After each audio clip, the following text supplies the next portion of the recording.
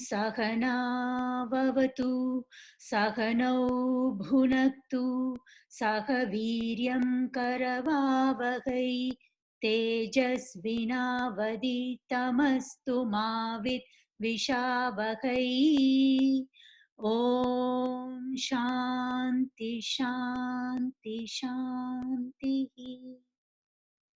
गुरुर्ब्रह्मा गुरुर्विष्णु गुरुर्देवो महेश्वरः गुरुरेव परं ब्रह्मा तस्मै श्री गुरवे नमः।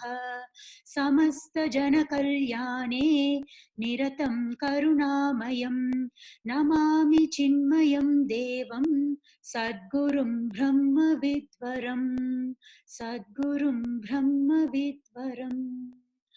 वक्तुं सुबोध वेदान्तं प्रवृतो ह्यबुधोऽप्यहम् कृपया यस्य तं वन्दे श्रीगणेशं पुनः पुनः। वन्दे सरस्वतीं देवीं सद्गुरुं मे महामतिं सीता समेत श्रीरामं यच्छन्तु शुभदां मतिम्। दैवी ह्येषा गुणात्मिका दैवी ह्येषा गुणात्मिका प्रभुमाया दुरत्यया प्रभुमाया दुरत्यया। अहं ममेति रूपा सा अहं ममेति रूपा सा मिथ्या भोगप्रलोभिका Nitya Bhoga Pralobhika. The Lord's Maya is divine. It is made of the three gunas, sattva, rajas, tamas, and is difficult to cross over. It expresses as I and mine and the craving for illusory material objects. Manifestations of this Maya is in the form of obstacles. And we looked at that and we discussed that in detail. I've got all the discussion points here. And I think, from what we discussed yesterday, most of it, last week, most of it tends to be there. How to overcome obstacles. We had things like adapt quickly to the situation, stay calm and respond, don't react.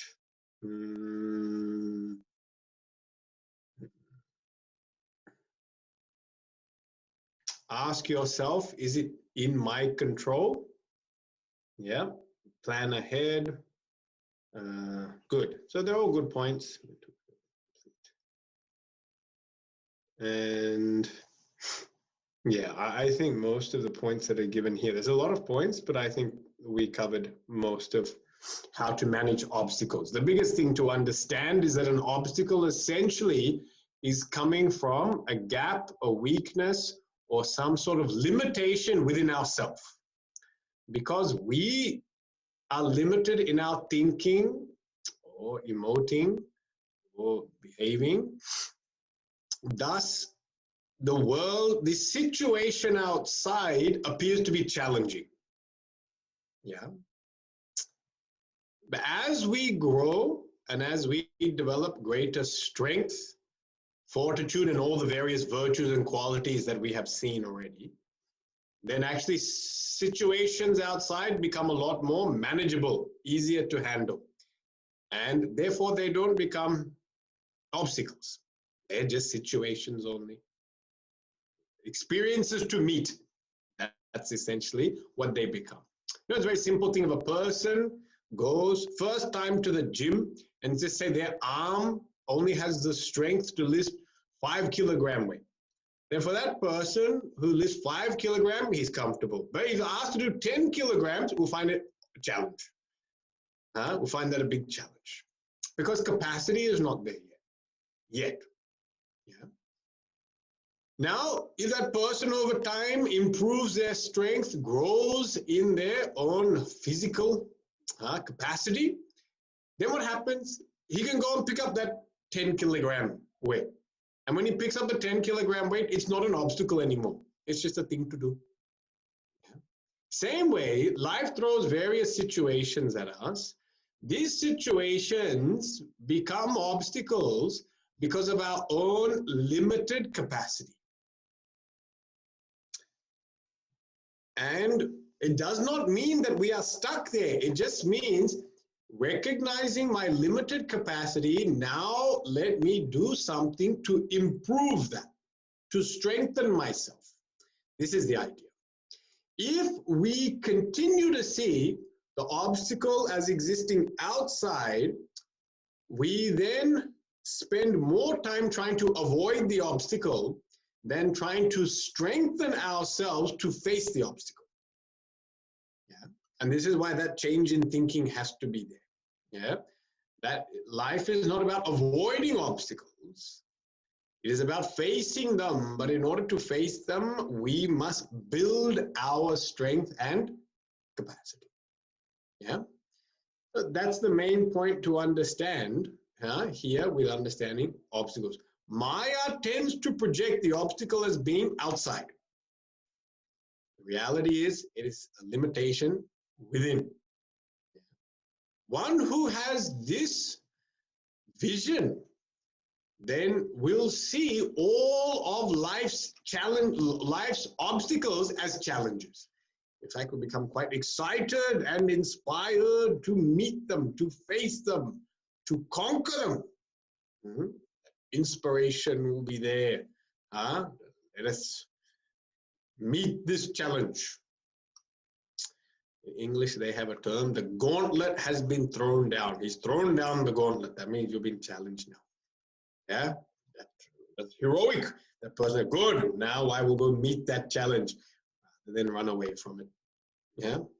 So in this way, this is how we can meet obstacles. The last point of how Maya expresses is given in the verse, and that is Maya expresses in the form of Mithya Bhoga Pralobika. Mithya Lobha Pralobika means temptation for illusory objects, enjoyments. Mithya, illusion, bhoga, enjoyment, pralobika, temptation. Craving for illusory objects. This is the last way in which Maya expresses. That's very interesting, these words that are put together. Yeah. Pralobika is the temptation. That means craving. A craving is a bit of it. Craving is not something outside, craving is something within. Yeah. So it's not that any object has got power over us. No object has got power over us. I give the object power. I give the object power through my craving. My craving is what gives objects power. Yeah. The objects don't have power to tempt me. For the person who is an alcoholic, alcohol does not have power to tempt him.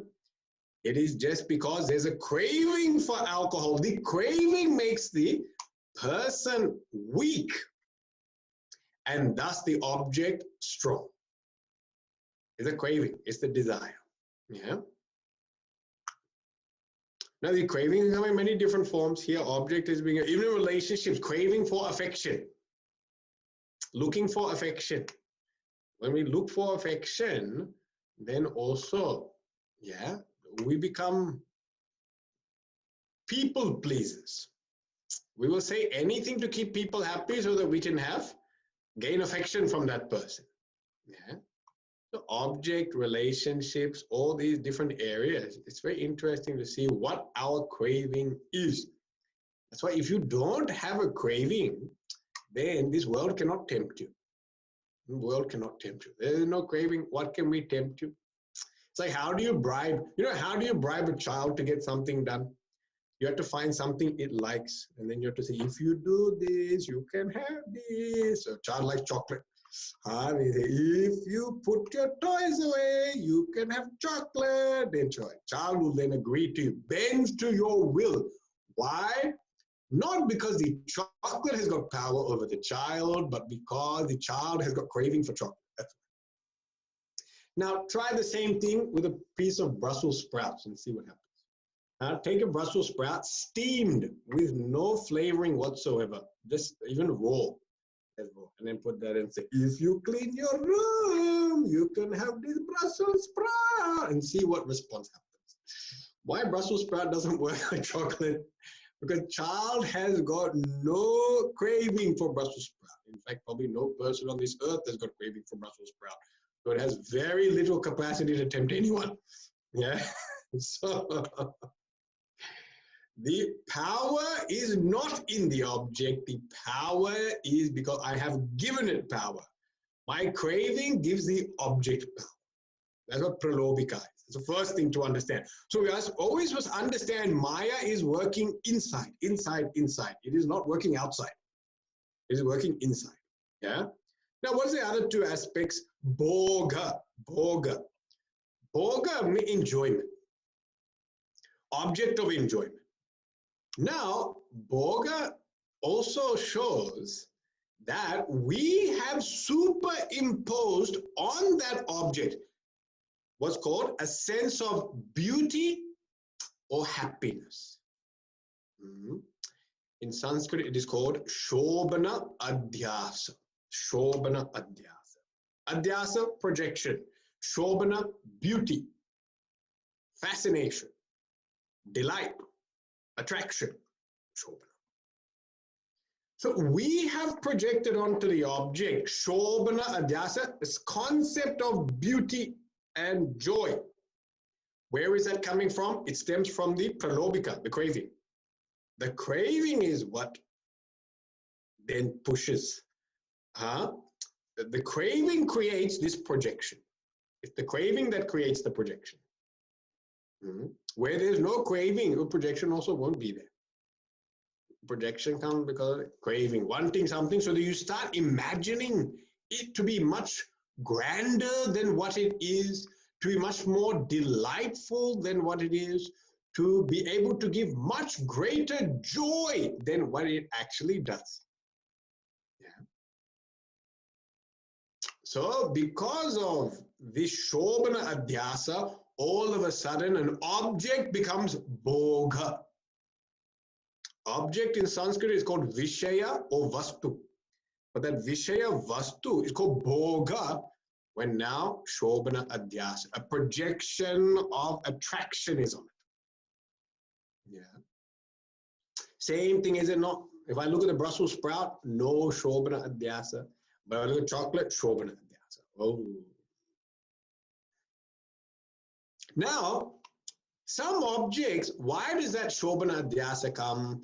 Because of one, craving, and two, past experience. Past experience, oh, it has been nice. You can't say it wasn't nice. I enjoyed it. I ate chocolate. And because I have sweet tooth, chocolate brought joy. Yeah. So it looks like the chocolate does have happiness in it.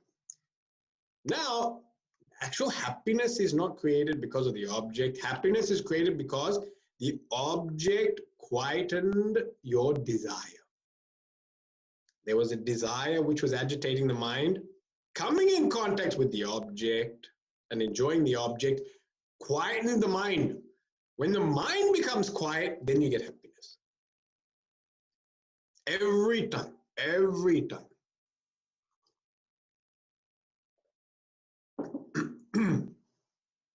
So I have desire for something to eat, some sweet, some dessert, and then someone gives me dessert. Now, while I was sitting there waiting for it, my mind was very agitated.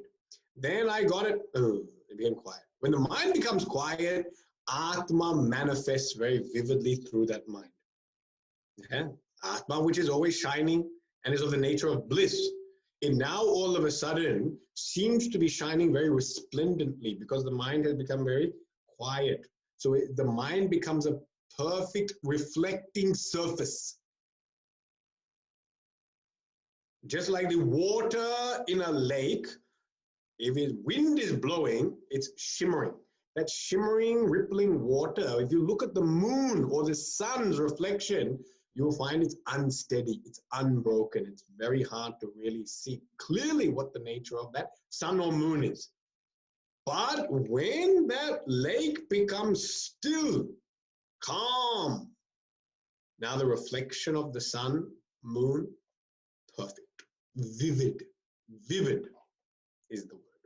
Same way, mind is disturbed, reflection of Atma is broken.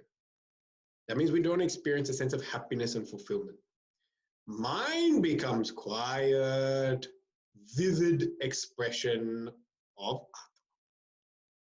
Reflection of Atma, I should say.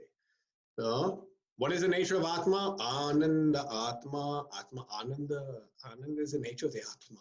That becomes very vivid, clear. That's why there's a great experience of joy within. Yeah.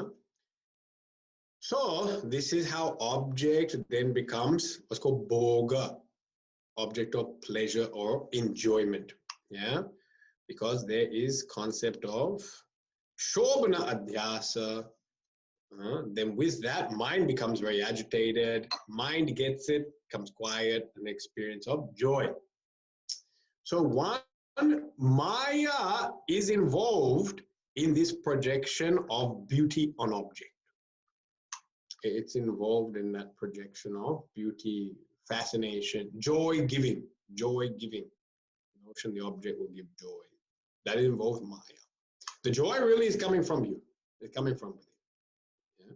The projection that is happening outside, that is Maya. So mithya, so now bhoga word is looked at. Now last one, mithya. Mithya means illusion. Yeah.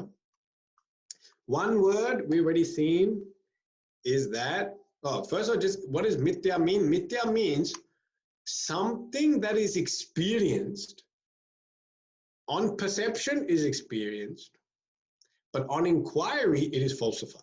That's called mithya. Yat pratiyate, pratiyate, experienced, but badhyate, falsified. It is falsified. So simple thing, blueness in the sky. Blueness is experienced, but on inquiry, there's no blueness, falsified. Flatness of the horizon looks like that, experienced, but on inquiry, falsified. Rainbow, a solid arc of colors existing in the sky, no. Experience on inquiry, falsified. That's what's called mithya. Yeah. That which is experienced and not falsified, that's called satyam, truth. That's absolute. You cannot falsify. That is called truth. That's called atma. But anything which can be falsified, contradicted, called mithya. Yeah. Now, this entire jagat is actually mithya. That's one of the premises of Vedanta. Jagat is mithya. The entire world of experience is mithya. Oh, how can you say that?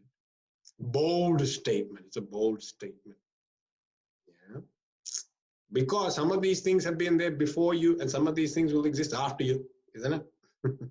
So how can you sit there and say that they are falsified? You are falsified, but they are still there. Mountains have been there before me and mountains will exist after me. So how do I have the audacity to say the mountain will be falsified? My existence may be falsified, not the mountain. But no, every one of us has been falsifying the world every day.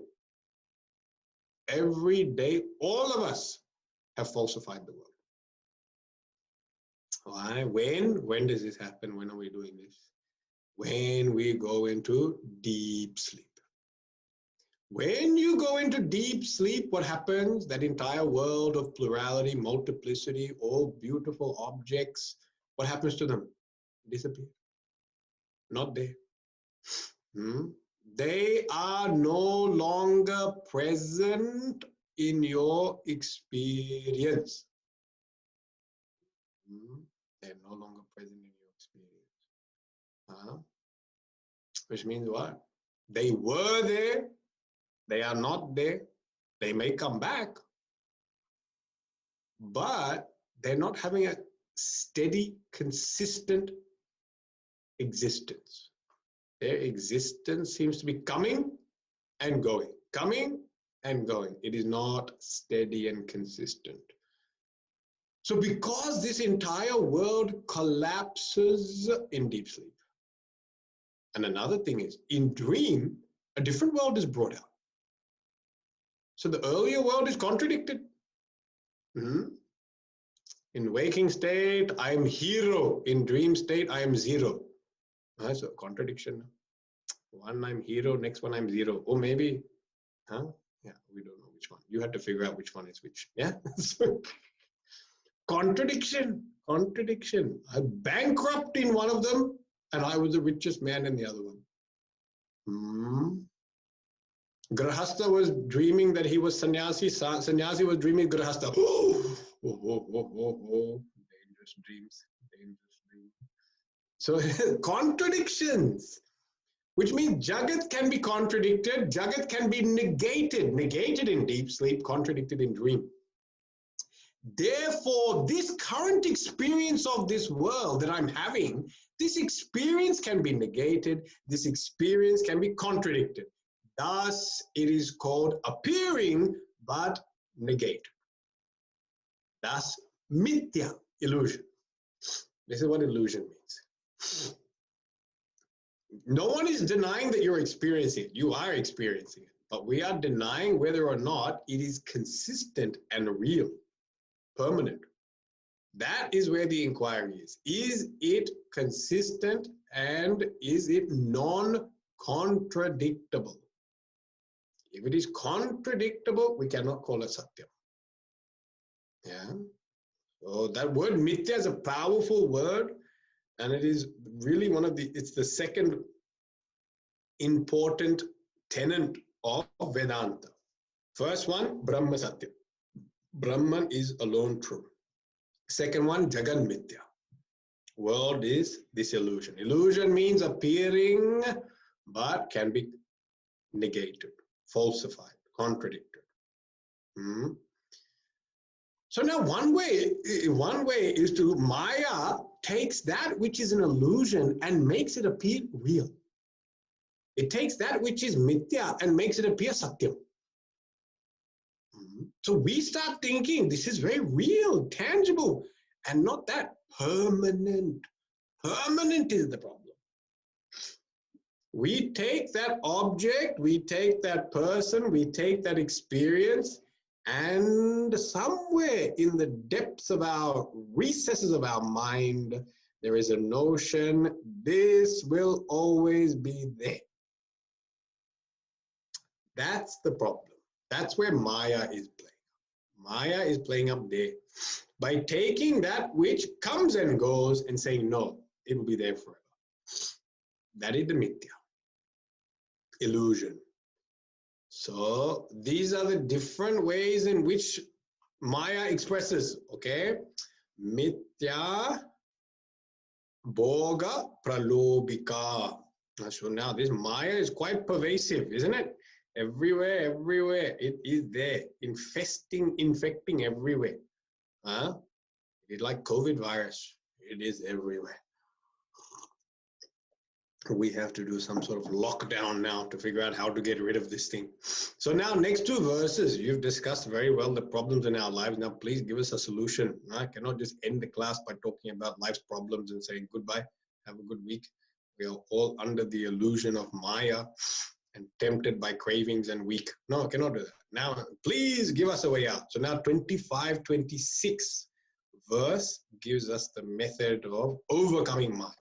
Tartumimam ye gachanti, tartumimam ye gachanti, hyasyam te kilamajjanti, hyasyam te kilamajjanti, katam tare naro mayam, katam tare naro mayam, tatropayo guru proktaha, tatropayo guru proktaha. Those who try to cross this Maya generally get drowned in it. Then how should one cross it? The means to do so are told by the Guru.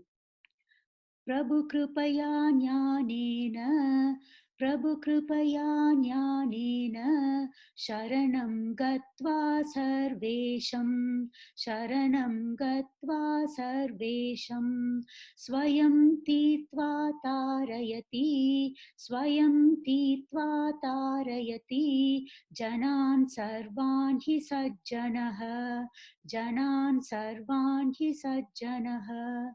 Surrendering to the Lord by His grace and clear knowledge, wise men cross it and also help all others to cross Maya. Okay, so now you read the first one. The first part of that sentence is not very encouraging. Tartumi mam ye gachanti yasyam te kilamajjanti. Oh, oh. Those who try to cross it generally get drowned. Majjanti. Not very encouraging, Swamiji. Come on, give us some hope. Kadam tarennaro mayam. What is the means? Kadam. How are we to cross this Maya? Oh, tatra upaya guru proktaha. Guru proktaha is told by Guru. Okay, so there is a means? Yes. Okay, please tell us what that is. Prabhu kripaya jnanena sharanam gatva sarvesham. Prabhu kripaya, by the grace of God. Prabhu, by the grace of God, plus by knowledge, jnanena. So clear knowledge, grace of God, and sharanam gatva sarvesham, taking refuge or surrendering to the Lord. Three factors. So these three factors: surrender to the Lord, clear knowledge, and grace of God. By this, it says, wise people, sajjana, they have crossed this Maya. Swayam tirtva, they have crossed. But they also do another thing. Taryati janan, they help others cross. Oh, so not only they have crossed, they also come and help others cross. Oh, very nice people, sajjana. Okay, so now what we're going to do, we're going to discussion, okay? And now the questions will be on this verse. The discussion questions are... What is God's grace? Is grace partial or can anyone gain it? That's the second question. And third question, how do we invoke God's grace? Okay. So I'll repeat. What's God's grace? Second, is grace partial or can anyone gain it? And third is, how do we invoke God's grace?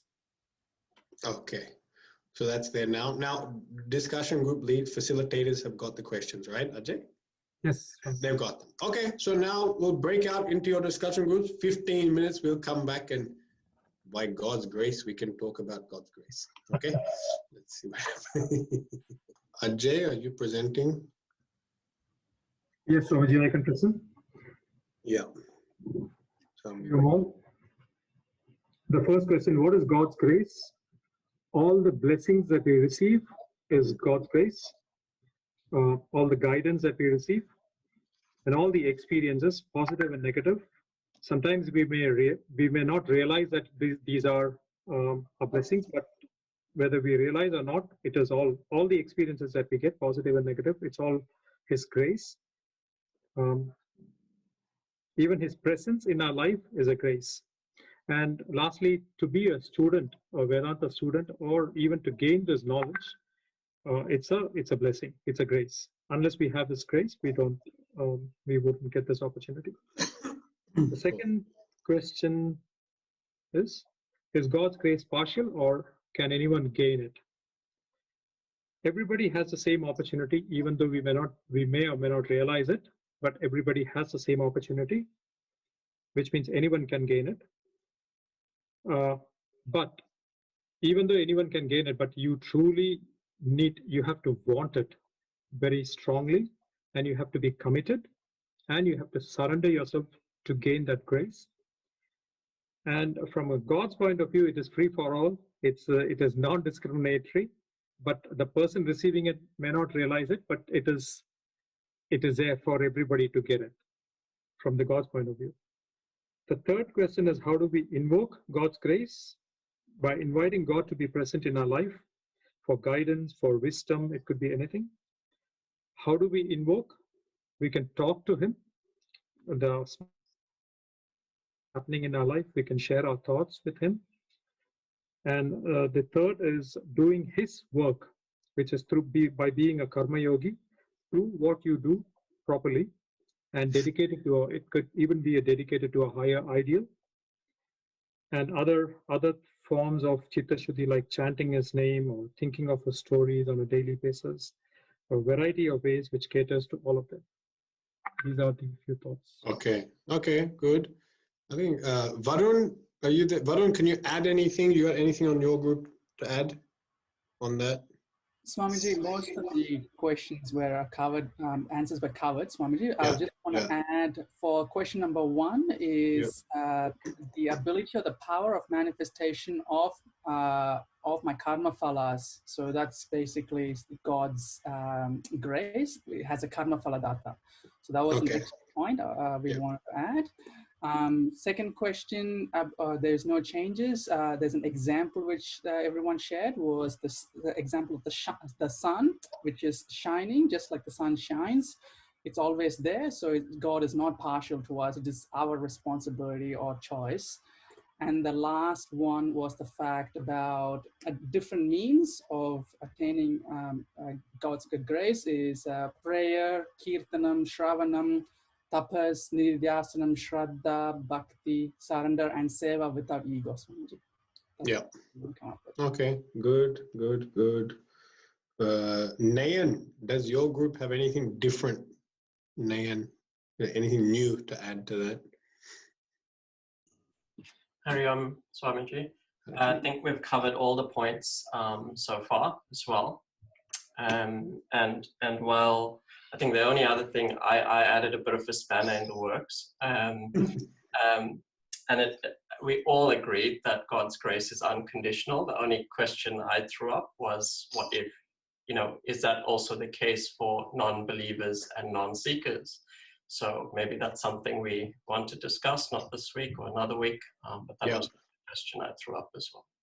Okay, good. Sasi, anything from your group different? Swamiji,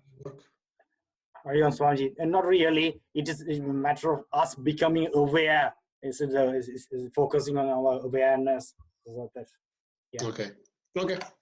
Okay. I know there are other groups out there, but we'll just look at this for now. I think we've got quite a comprehensive list here. So this thing called God's grace is always a mystery. It's a mystery. And many people use it in so many different ways that many times we are quite kind of put off by this term sometimes. We say grace, everything happens by God's grace. And then all of a sudden you feel, well, then what work am I doing over here? If you tell your children, do hard work, but everything happens by God's grace, then they're kind of like, well, what's the point of doing any hard work if everything could happen by God's grace? I may as well just take it easy in life. I'd be a fool to do anything. Yeah. So there can be confusion about this concept of God's grace.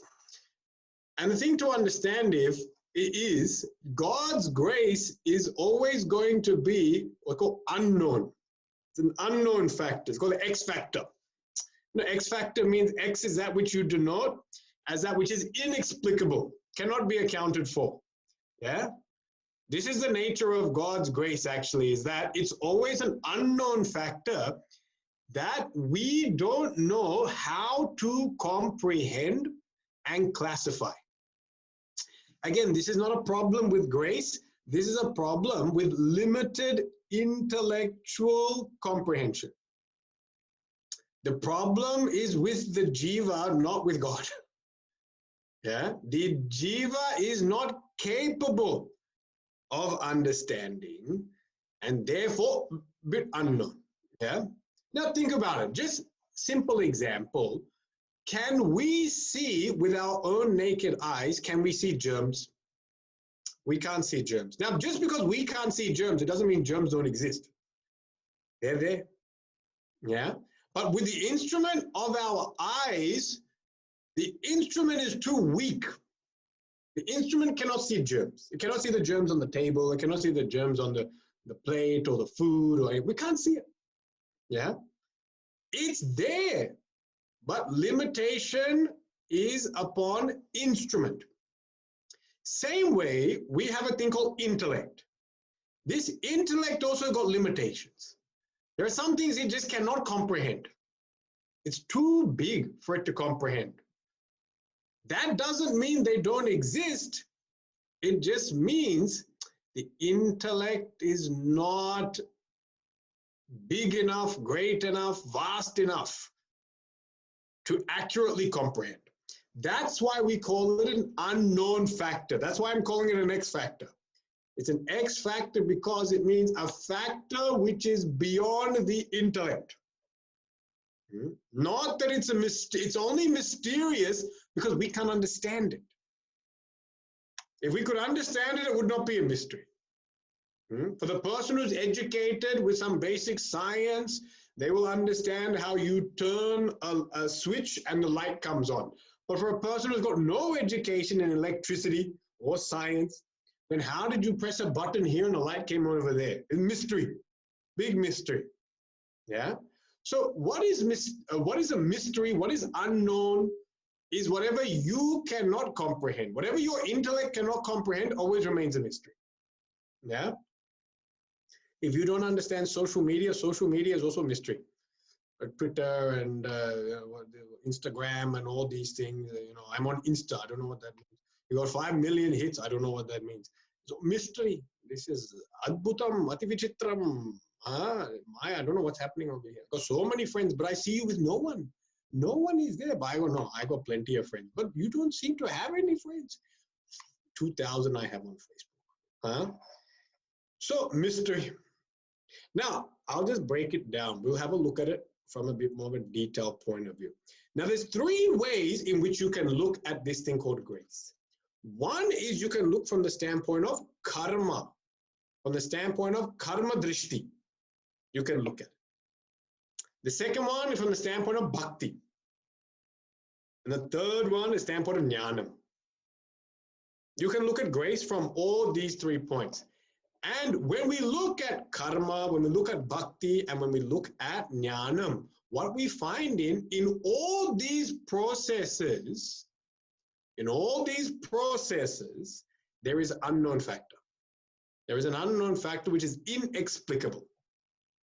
So I'll just share this. The main point here, grace is that which is unknown. Now let us look at karma. In karma, karma is preceded by desire. Karma and desire are known. Where does desire come from? Vasana. Vasana is unknown. Which vasana is going to manifest at what time and in what intensity? No one knows. Unknown factor. That's why somebody said the desire to know Vedanta or to get connected to Vedanta. How come that vasana came out in this birth? And how come it came out now? Yeah. Why didn't it come out when I was 80 years old on my deathbed? Why does it come out now, young man, to know? So how did this vasana manifest at this point in time with such intensity? Unknown factor. Then after the karma is done, somebody has said, that karma then has to manifest karma phala. From karma to karma phala, that period is unknown. We never know when our action is going to yield its result. We never know. We say something today, you give advice to your children today. You will never know when that advice is going to manifest in their life. They could follow your instruction the very next moment, or they might come to their head 10 years later. Oh, my parents always said you should do this. 10 years later. You have done the karma 10 years earlier. Phala is coming 10 years later. We don't know. So in karma, when we look at it, there are many unknown factors. These unknown factors, grace. Okay? Grace. Now in bhakti it says, grace or blessings are the result of the individual's love and faith. Shraddha Bhakti. When we have Shraddha and Bhakti for God, then something manifests. So really, grace becomes the result of Shraddha Bhakti. By having Shraddha Bhakti, practicing Shraddha Bhakti, there is a result, because Shraddha and Bhakti are karmas actually. So then there's a result. The result of that is called grace. And we know that as well, that when we are with people, that person who has got faith in you, that person who has got a lot of affection to you, you know what? There's a thing called, they win your heart, isn't it? And you feel a certain warmth, a sympathy, a loving kindness, and a favorability towards that person. It can be anyone. It can be colleague at work. It can be children. It can be a relative. It can be friends. But anyone who has got that feeling of love and faith in you, you will show them some special favor, which others don't necessarily get. Some special favor you'll give to them. Why? Not because of random, but because they have shown so much affection and trust in you. Yeah? Because they have that affection, because they have that trust in you, you also reciprocate with an affection or a grace.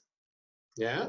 So in bhakti, grace is born of love and faith. In jnana, if we look at it through jnana drishti, jnana, we learn lots of things, and there's two types of knowledge. One knowledge is called theoretical knowledge. It's called paroksha jnanam, paroksha, theoretical.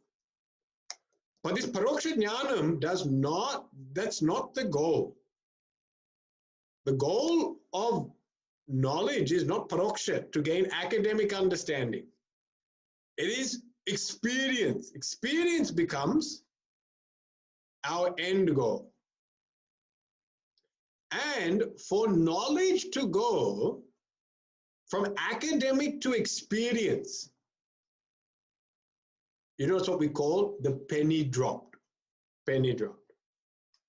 This is unknown. We never know when this is going to happen. We never know when this penny is going to drop. That's why, you know, we have heard so many, even Vedanta, we've heard so many things again and again and again. You can hear the same talk again and again. Why? Because at some point in time, that paroksha jnanam will become aparoksha. But we don't know when. That's why you can keep on listening to it again and again. Just this morning, I was listening to Gurudev's talks. It was so funny, so humorous. He just said something and a tick. Now, penny dropped. Some penny dropped. Yeah? So we never know when theory is going to become experience. This unknown latent period, it's called latent period. This unknown latent period, grace. And that's why we say, by the grace of Guru, I gain knowledge. You don't say gain knowledge, gain experience. By the grace of Guru, oh, that became vivid and clear. It says in the Upanishads, Yasya deve para bhakti yadha deve tatha guru tasyeta kadita hyartaha prakashante mahatmanaha. For that person who has got supreme love for God and the same love for Guru, for that person, the meaning of the Upanishads shine, prakashante. When I say prakashante, it doesn't mean he becomes academic. Prakashante means it revealed to him. Insight, experience, aparoksha jnanam comes. Yeah? That's why we say grace, Guru's grace. Guru's grace is so that my theoretical knowledge will become my experience. That's why. Okay? Now, can you see in all three paths, there is an unknown factor. Whether it's karma, you're a person of action. Whether you're bhakti, a person of devotion, or jnanam, person of knowledge, there's always an unknown factor. There is some factor that you cannot account for. It is mysterious. It is beyond the ken of the intellect.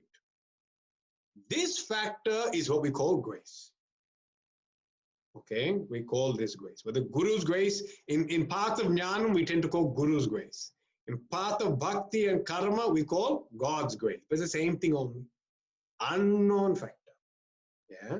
So that's the first thing we must understand about grace. It's always going to be unknown. So don't ask, prove grace, describe grace, explain grace. You cannot. And the reason we cannot, intellect is too limited. Like asking the naked eye to find the bacteria. It can't. It does not have the capacity to find it. Yeah. The other aspect about grace, you said grace is positive and negative experiences. Now, the purpose of grace is that which has to take me towards my highest state of well-being. My highest state of well-being. That's what grace is trying to do. Take me towards a higher state of well-being. Now, state of well-being is different to a state of comfort. They are not necessarily the same. Sometimes comfort is in your well-being. And sometimes comfort goes against your well-being. Now think. If you're a person who does lots of exercise, and if you do lots of exercise, your body is sore. The whole week you've been running and jogging and all these things. Now body is sore, muscles are aching. Then guess what? I say, sit down, take a break. Isn't it? Enjoy your comfortable couch, get a massage. Now massage can be comfortable. The couch can be comfortable. And guess what? It's also in your best interest. It's in your well-being to enjoy that comfort. Yeah. But now if I'm a person who has never lifted my legs or my arms for anything other than shoveling food into my mouth, then for such a person we say, go do some exercise. Oh, go do some running, some jogging, get your body moving. Now for such a person, that exercise is uncomfortable. But that is uncomfortable, but in your well-being, for your well-being. So can you see how your well-being can either, sometimes you have to do comfortable things take you to well-being, and sometimes uncomfortable things take you to well-being. And this is why, this is why we can say whether good or bad, grace is there. Grace is there even in darkest moments. Grace is obviously there in the heights of success and enjoyments. But we have to recognize it's there, no doubt. We have to recognize that even in these dark moments, these periods of extreme discomfort, that this discomfort can be the means to my well-being. Means to my well-being can be through discomfort. That's why we don't need to be scared of discomfort. There's nothing wrong with discomfort, because sometimes it's just another way of getting me to move forward. When they say, when you have to move a cow or donkey, they give two ways to move the donkey. One, dangle the carrot. And the second one is prod him from behind, poke him from behind. Dangling carrot, comfort. Prodding from behind, uncomfortable. Both of them assist the donkey in moving forward. Now, don't misunderstand the whole thing. Swamiji thinks we're donkeys, and the analogy is not for that. We're not talking about whether we're donkeys or not. Okay? The point is sometimes progress is comfortable, sometimes progress is uncomfortable. The main thing is progress should be taking place. Don't focus on comfort and discomfort. Focus on progress. So even if you are going through a period of pain, is this pain leading to your progress? If it is, it's good. It's a blessing. It's a blessing. It's a blessing. And Even if you feel, no, this pain is making me worse and worse and worse, even that eventually will lead to your progress. You know why? Sometimes you have to bottom out completely for you then to rise. That sometimes is a way of learning. But they say, hit rock bottom. That's why if someone comes to you and say, how is life? You say, I have hit rock bottom. You should grab his hand and congratulate him. Congratulate that person who's hit rock bottom. Why? Because now there's only one way, and that's up. You can't go any further down. You've already hit rock bottom. So you should be very happy if you're at rock bottom. Life can't get any worse. It will only get better. There's different ways you can look at it. No, I'm going subterranean now, below rocks. Calm down, don't worry. You'll eventually get there. Some point in time, you pull yourself together and say, enough is enough. I have to get my act together. So comfort or discomfort, that's why grace is very mysterious. We don't know. In Bhagavatam, he says, Bhagavan said, if I want to bless someone, I take away all their possessions. Oh, he said that. It's an interesting statement. Tam bramshayami sampadbhya yasya cha ichami anugraham. For those I want to bless, bramshayami. Bramshayami means to fall. I make them fall. It makes them stumble. Because why? They might be walking on the wrong path. Going on the wrong path, Bhagavan pushes you over. Oh, why did you push me over, Bhagavan? So you get up and now reevaluate. Do you really want to walk on this path? This is a better path over here. But while things are going mechanically, we don't think, isn't it? Life just goes on and on. Sometimes it requires some sudden force that makes us stop, think, reevaluate life. Later on, you will look back at that life and you will say, oh, that event was very important. Very important. It was very important. That failure came. Rejection came. Humiliation came. Insult came. Very important. Why? It has made me who I am today. It got me off the wrong path, pushed me into the right path. So even in psychology, they use this. You know, when people are in very bad spirals, they use a thing called intervention. They get all friends and families together, and guess what? They all sit around you and talk about your disgusting addictions and habits. They take your weaknesses, and everyone gets to talk about your weakness. Ha, ha, ha. And in front of everyone, you get a nice humiliation. And it's very confronting. And it's in your face. And whatever you say, no one believes you because they think you're lying because you're addicted. So no one has any faith. It's a very unpleasant thing. I think I have not been through one. But in case you have, I think it's not very pleasant. But what happens after this intervention? People wake up and go, oh, I'm causing so much pain to so many people. I'm causing so much harm to myself. I must change my ways. Some enlightenment comes. Yeah. So in psychology, also it's used. Yeah. Shock therapy. Shock you. So just because life delivers something unpleasant and bad doesn't mean grace is not there. Grace is still there. You have to just see how to use that negative experience towards your positive benefit. And that's what we discussed last week with the obstacles. Okay? So this is understanding what grace is. You've understood. Now, is it partial or not? Well, you said it correct. The analogy of the sun is very good. Grace is always available. Sun is always shining. It depends whether people want to sit in the house and close the windows or want to go outside and bask in that sunlight. The choice is always with the devotee, the seeker. The choice is not with God. God has to give grace. He doesn't have a choice. It's part of his job description. So he has to do it. Even if he wants to withdraw his grace, he cannot. Guruji said, God and grace are one and the same only. That's why he cannot stop gracing people. Sun and sun rays. The sun and the sun rays, you cannot separate. They're one and the same. It's all about whether you open the curtains or close them. It's up to you. Opening the curtains, sun rays flood into your house and you are bathed in the beautiful warm rays of the sun. Same way. Open your heart, open your mind.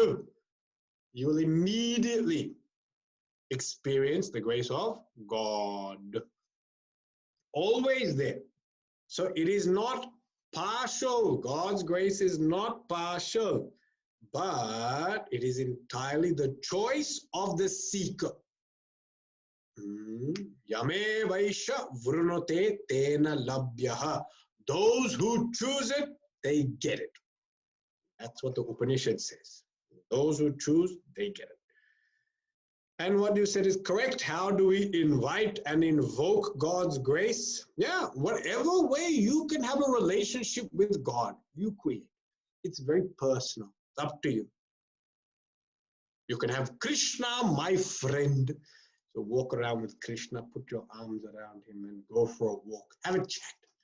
Say, Krishna, you made this world, but I don't think it's that good anymore. You know, like you started with a good job, but it's really decayed. Krishna, are you going to do something about this? Have a complaint session, whinge to Krishna about your life, about the world. Whatever way you want to have a relationship, you can. Or you can become Arjuna, Gita, Charya, Bhagavan, I'm so confused. Please enlighten me, I'm your disciple. So you become disciple, then Bhagavan comes in the form of guru. Yeah. Or I'm not one disciple and friend and all that. I want to be Radha. Oh, Radha. I want to dance. Dance with Krishna. Oh, Nacho Krishna. So I want to dance with Krishna. Okay. Have a loving, enjoyable relationship with Krishna. You can dance away. Okay, no problems. Or you want to be Dasa. I want to be Sevak of Bhagavan. Hanumanji, I will be. Ramaduto Ham, Ramadaso Ham. I will serve my Bhagavan. This relationship you will have to figure out for yourself. No one can tell you what relationship you should have. That is something that will unfold. It unfolds on your spiritual journey as to what relationship you want to have with God. The main thing is start a relationship with God. Yeah, keep experimenting, try different things. Some things you will enjoy, some things you'll try. Say, no, I don't really connect. I don't feel connected. Some people like puja, some people like japa, some people like kirtan, some people like karma yoga, some people like jnana yoga, some people like teaching. All different types. Bhagavan doesn't mind. He doesn't care. He says, anyway, just think of me. Ananyas chintayanto ma. Just keep on thinking of me. How you think of me, that's up to you. You find a way. You find a way. So each one of us have the freedom to find that way. But the key is start a relationship with God. This is how we invoke His grace. Okay. So that can be the sadhana for this week. Try to figure out and establish what is your relationship with God. Yeah. How do you see God? All the different ways are there. Protector is one. Mother is one. Father is one. Child. Oh, Kannaya, child. Yeah. Friend. Teacher, Gita Charya. So many different ways you can relate to God. So you think, what relationship do you want to have with God? What relationship do you currently think you have? And understand, anything is possible. You can create whatever relationship you want. And when you read Puranas, some of the most touching devotees, otherwise very short experience with God. See, Ramayana, Shabri. But Shabri's experience with God very short. I say, I must feed Bhagavan. She had Parama Prema. Because of Parama Prema, she could eat the Naivedyam first and then offer to Bhagavan. Otherwise, you're generally not allowed to do that. But so much love that she ate and then gave. So Shabri is there. Kevat, I want to serve Bhagavan. I will ferry him across this river. Yeah. And he had so much love for God that he said, you don't need to pay me. No payment. I won't take any payment. They say, why didn't take any payment? They're in the same business. Huh? Kevat was ferrying Bhagavan across the river because Bhagavan is the one who ferries people across ocean of samsara. Same business. Same business, you don't take money. The man who cuts your hair, if he needs to get his hair cut, he has to go to Baba. You don't charge any money. No money is charged. Mutual understanding. Yeah. So these are beautiful relationships that are there. Some of the smaller characters, they have got very different and beautiful relationships. You should look at them sometimes. All of us cannot necessarily be Hanumanji, you know. It may not be, you know, that may not be our persuasion. We'll have to find our own way. Sutikshna is there. Sutikshna, he learned from Guru. Then he did not stay with that Guru. He went off and did meditated on God. And he became completely absorbed in that God. Then he brought Ramchandra to his Guru Agastya. Oh, what a great thing that the disciple did. But he didn't sit with his Guru. He learned and then he left. And then for Guru Dakshina, he brought Ramchandraji himself to Agastya Muni. What a great Guru Dakshina that was. Guru was very happy. Yeah, each one has got their own expression. You find out yours. Okay, we finished that for this week.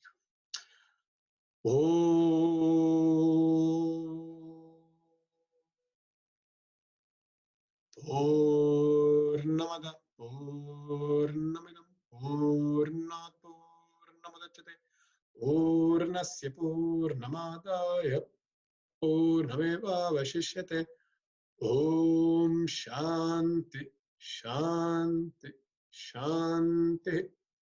Hari Om Shri Gurubhyo Namaha. Hari Om.